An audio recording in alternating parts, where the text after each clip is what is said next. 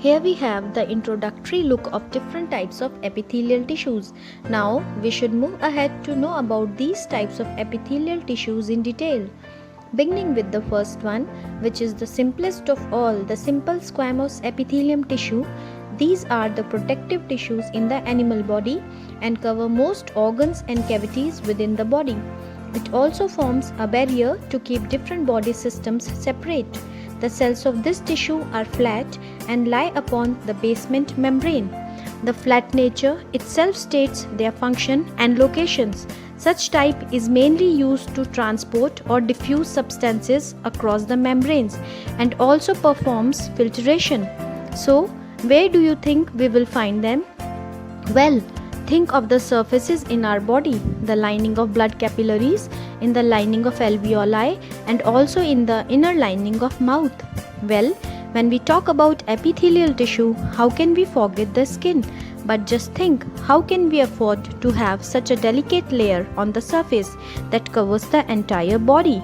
Well, it's simple. The same squamous epithelium comes in the form of layers. So, several layers, one on the other, forms the outermost layer of skin, which we refer to as stratified squamous epithelium.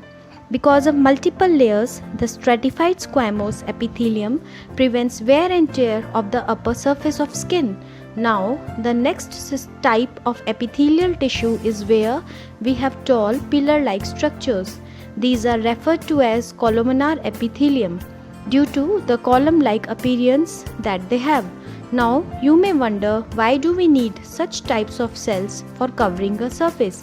Well, such tall cells help to carry out absorption or secretion to a good extent. Thus, according to this function, the best example to locate this type of epithelium is in the inner lining of intestine, but sometimes a slight modification is also observed in this type. We find tiny hair-like projections called cilia on the surface of these cells. Now, you may wonder, why do these cells need hair? Well, the basic purpose is to move the immovable. Yes, whenever you have certain non-motile substances or cells, then these cilia carries out rhythmic movements that help to move the substances. Thus, this type, that is the ciliated columnar epithelium, is found to cover the lining of respiratory tract. Here, it helps to throw out the foreign particles trapped in mucus which enters the respiratory tract.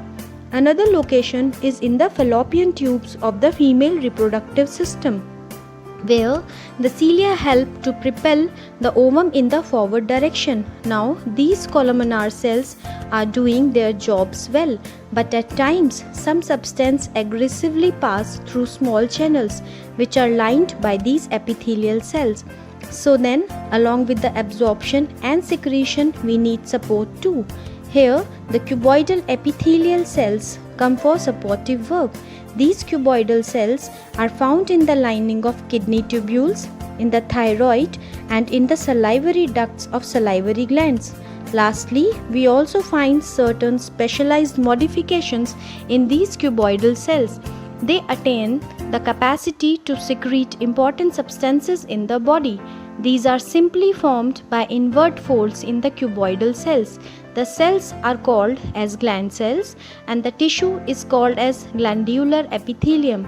So, where will we find them? So, in those parts which are involved in secretions like the salivary glands, mucus glands, glands secreting earwax, mammary glands, and also the glands producing digestive enzymes. Well, with this we come to an end of different types of epithelial tissues. Do you know about types of connective tissues? We'll know in our next video. Thank you.